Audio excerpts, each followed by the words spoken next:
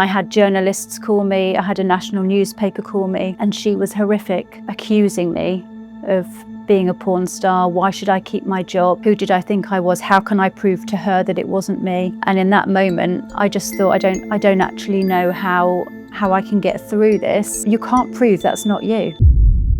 Hello, my name's Kirsty Pellant, and in 2017, I found lots of fake pornographic content of myself online.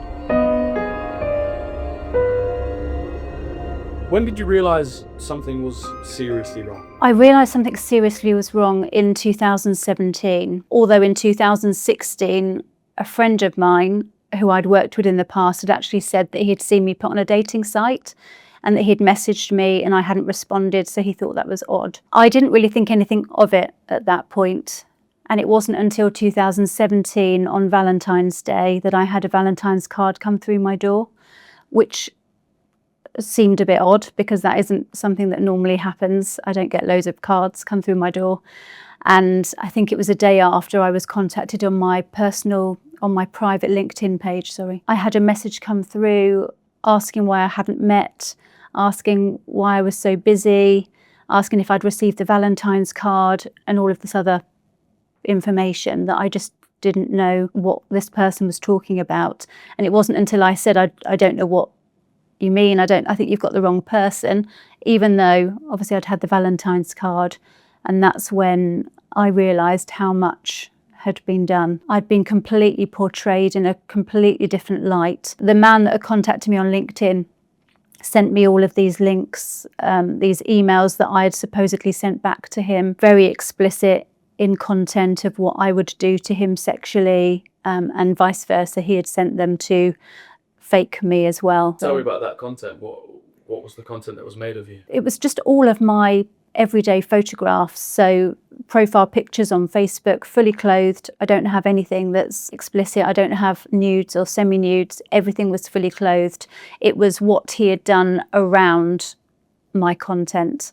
So my picture could be there, and then there'd be explicit content about what I would do to somebody sexually.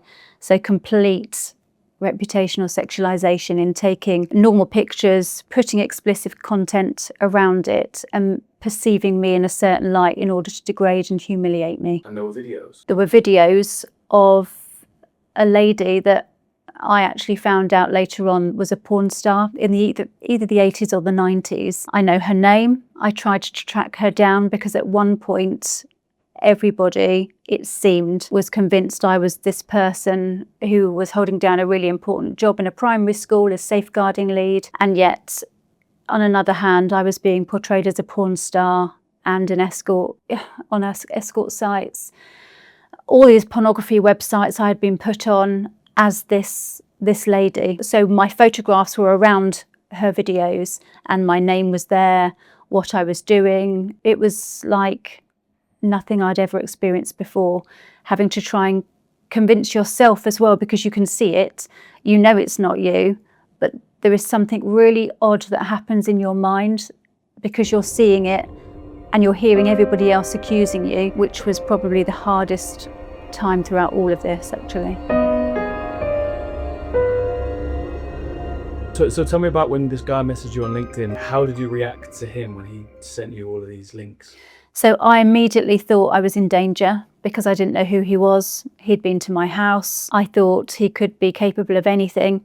So not only have I got a perpetrator, but I've also got another male that I'm fearful of. Bearing in mind that I don't even know who the perpetrator is. So I'm scared of everybody because I don't know who to be scared of. So everybody then becomes suspicious to me. And trying to live in that world of paranoia is just not only exhausting, but you can't live a life like that. It completely takes your life away from you. And was new content still being put out on the internet?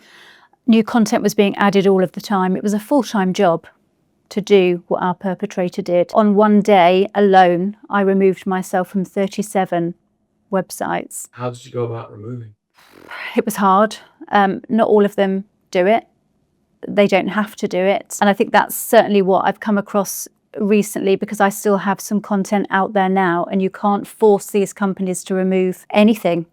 You can hope, and I know there are amendments coming in with removal of things like that, but it only actually covers nude and semi-nude photographs. So anybody that is fully clothed, even if the content is really explicit about what you're supposedly doing sexually or anything else, with your full name, none of that has to be removed. I had to physically become members of these sites in order to find my own content, in order to ask them to remove it.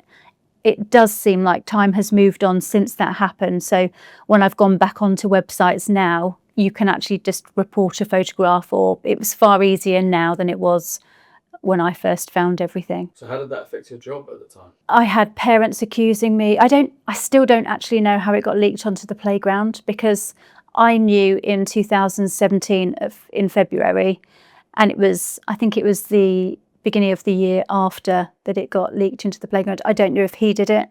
I don't know if there was a way that he had done it so that it would kind of raise the bar a bit more, because the whole journey seemed very much like cat and mouse, and he was completely in control of this. And everybody was behind him. Like, nobody could catch up. The police didn't have a clue and just couldn't get any closer to who it was. So when it did get leaked onto the playground, it then hit Facebook sites, like the local residents page. Everybody had something to say about me. When you're in that situation, when you're seeing all of these messages come through, that's your world. You feel like everybody's against you. You feel like you've got nobody because everybody's being so nasty. And that included parents of the school that I worked at the time. What were they saying?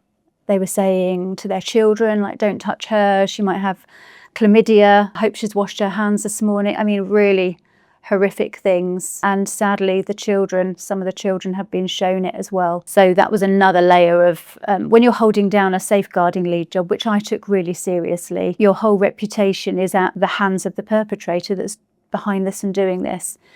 And I had journalists call me, I had a national newspaper call me, and she was horrific, accusing me of being a porn star. Why should I keep my job? Who did I think I was? How can I prove to her that it wasn't me? And in that moment, I just thought, I don't actually know how I can get through this. You can't prove that's not you. How would that affect you mentally? I was not in a good place. I didn't know who I could trust. Because the police at the time as well said it's likely to be somebody in your close circle of friends. So immediately you withdraw, because why wouldn't you? It's self-protection. When I went out, I was looking at everybody. If men stared at me just a bit too long, I was thinking, my goodness, have they been communicating with me? Am I safe?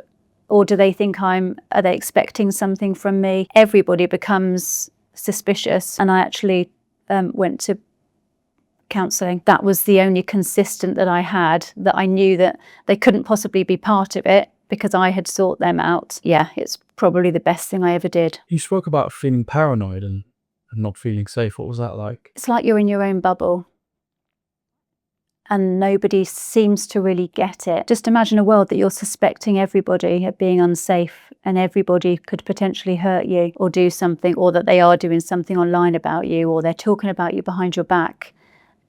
That's what it felt like at the time. And even now, actually, it doesn't change. Like coming through London, having everybody come at you. So when you come off the train station, and it's a normal thing, isn't it, that passengers are coming off. To me, I'm not just seeing passengers, I'm seeing people that might have seen content, might think it's me. You just become so hypervigilant to it. 2018, I actually had a panic attack at the train station when I was coming to London. And it was just the worst experience of just, again, you're in your bubble thinking that everybody thinks you're this horrific person. I mean, I was called all sorts online, dirty, filthy. How could I do such a thing? I'm not taking my job seriously. And when you know that certain people feel like that about you, you tar everybody with the same brush. You just think automatically that's how people perceive you. And that's the point behind these crimes. You know, it's no different to stalking. It's just they're behind a screen. They're hiding behind a screen because they feel safer. But the whole idea of it is to literally bring you down, humiliate you, get other people to engage to humiliate you so that they're in control the whole time. So before we get into who was actually behind it all, how long did it last from when you found the first images and your name for the first time to when that last kind of piece of content in your name was uploaded? So if I'm going back to the original, that was 2016, and he was convicted in 2025. However, We found out who he was in 2022. How long was he uploading content for? So he was up, well, of me or of everybody? Of you, and then we'll talk about... Yeah. Okay, so of me, the first photograph retrospectively that I found was actually in 2012. So actually, from 2012 to 2022, I would say, that I was having content uploaded. So 10 years. Yeah. What was the image in 2012? That's when it all started, and I just had no idea. So I didn't ever find out properly until 2017. 5 years content was being Yeah. with your name and you know. Yeah, and that was when he first started working with us. So talk to me about how it started to unravel, what the first seed of finding out who it was. So I hadn't got anywhere with it. I was different to the other victims. The other victims were put on profiles with other girls, ladies, women. So for people that don't know, how many other victims were there roughly? So 4 of us, he was convicted for 4 of us. However, we know at least of 15 others that still don't even know the victims. We've tried to track them down online, but it's really hard if you don't have a full name to actually try and find somebody. So yeah, we know of at least 15 other victims that don't know their victims. That's without the other things that he's done. So similarly to what happened to the 4 of us that he was convicted for, at least 15 others. So what was the first step to finding out who it was? So the first step, I mean, I spent years, literally years, going insane, checking mutual friends, because I'd seen some of the photographs that had been posted, had been put on, had been taken from one of my friends' sites. One of my mum's profile pictures had been taken of me. And so I thought, right, I'm going to have a mutual friend with her maybe. But I think at the time that her and my other friend had their privacy settings to friends of friends. So it just opened it up so widely. Whereas, as I said, the other victims had other people on their profiles as well who were also victims. And it wasn't until one of those victims in Cornwall contacted my friend, who then contacted me, she knew who it was. So she could see on my friend's Facebook list, who was also a victim, she could see that they had a mutual friend together. And it was because of her that we managed to be able to know who it was. And it was such an odd experience to be told that we know who it is now. It's just, how did she know who it was?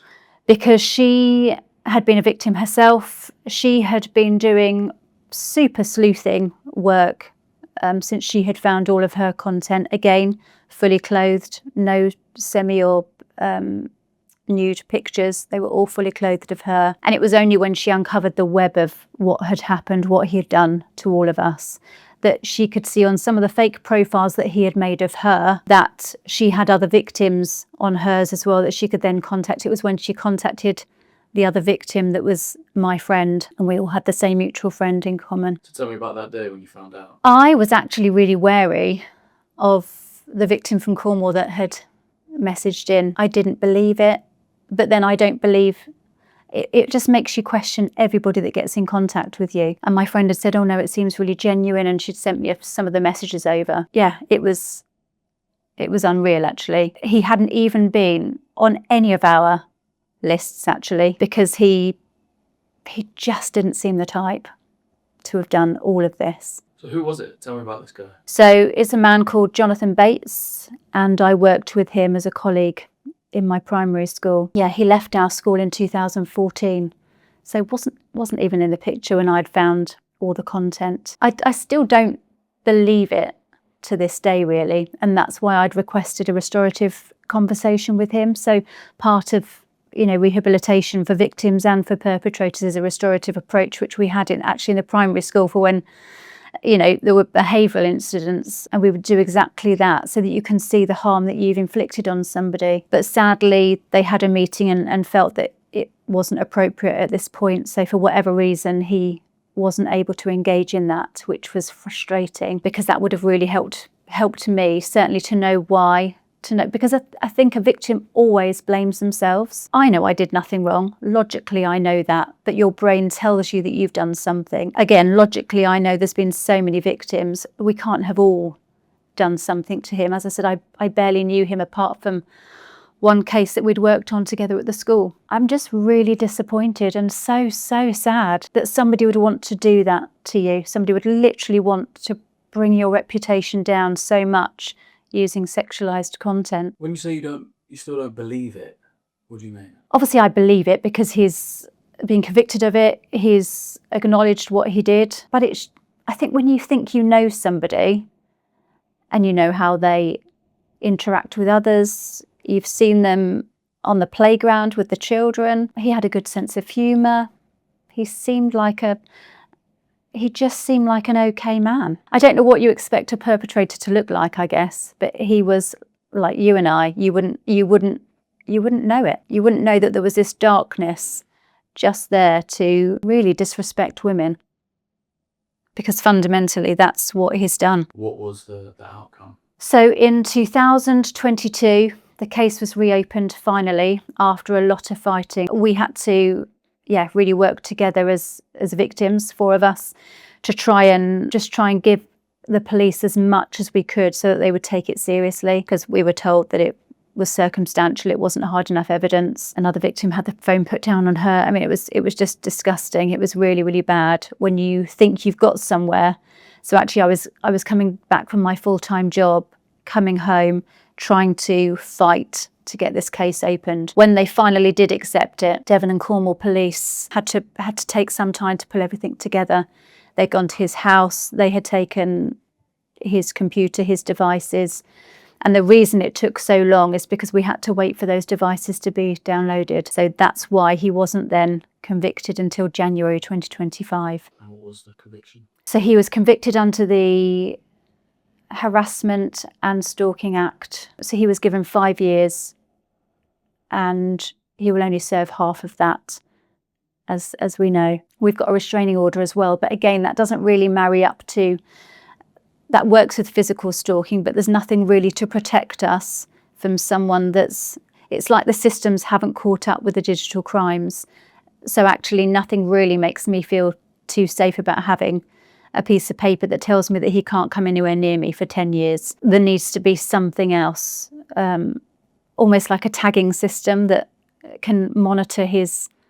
I don't even know if that exists, but something like that can monitor the kind of online content. You spoke about wanting to have a restorative conversation with him. Yeah. What would you say to him? I want to know why. I want to know where this has come from. Why he would feel the need to literally degrade women as he has done. Degrade me. What have I done to deserve all of these years of actually losing my life? And even now, I'm not back to the person I was before all of this. I can't get out of the overthinking, the anxiety, that stays with you. So yeah, why would be the biggest question. Do you think people realise how dangerous this technology is? I think people understand the dangers of it. I don't think they understand the impact. There were a few men, and I say a few because it was very small actually, that still thought we were basically whinging over nothing. That, oh, you've got a few pictures up. If you put your picture online, what do you expect? There's a real lack of understanding by some. And if anything, those some are the ones that need to have better education, because I don't think these people ever think that actually that could happen to your wife, their niece, their daughter, anybody else. It can happen to anybody. Do you feel like you'll ever be able to fully move on? I have to. I think trying to change things as they currently are with the law, and anything we can do. Baroness Charlotte Owen has been pivotal actually. She hosted an event for us and showed our documentary. It was a bit like a game changer, that somebody was actually listening, somebody was taking us seriously, and somebody wants to help to make things better. And I think if you've got people on side like that, that's the only way forward, isn't it? I'm certainly not going to sit down and let this go. It's just a constant fight until we can make things better for other victims moving forward. That would be my purpose.